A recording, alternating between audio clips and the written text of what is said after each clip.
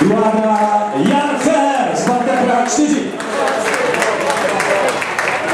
Třetí hra držitel juniorského českého rekordu, vicemistr České republiky na stovce, obhájce loňského vítězství Zdeněk Stromšík, Uherské Hradiště.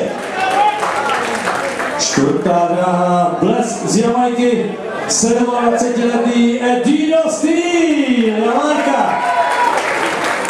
Pátá hra držitel českého rekordu na stovce 10:23.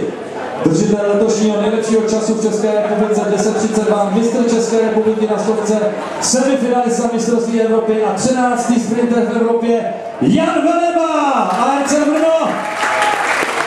Pátá hra sprinter, který umí hlubokou stovku pod 11, Jan Jirka, Slavia Praha. Sedmá hra Daniel Musil, Slavia Praha. A osmá hra Václav Barák, Slavia Praha. Rozběh zbír nejrychlejší Edino Steel 10:70. Připravený start.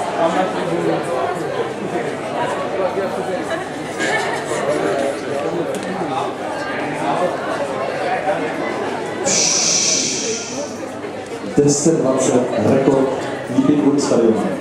10:51 hodin Stroučí. Druhý nejrychlejší čas v historii. Ten by napadl.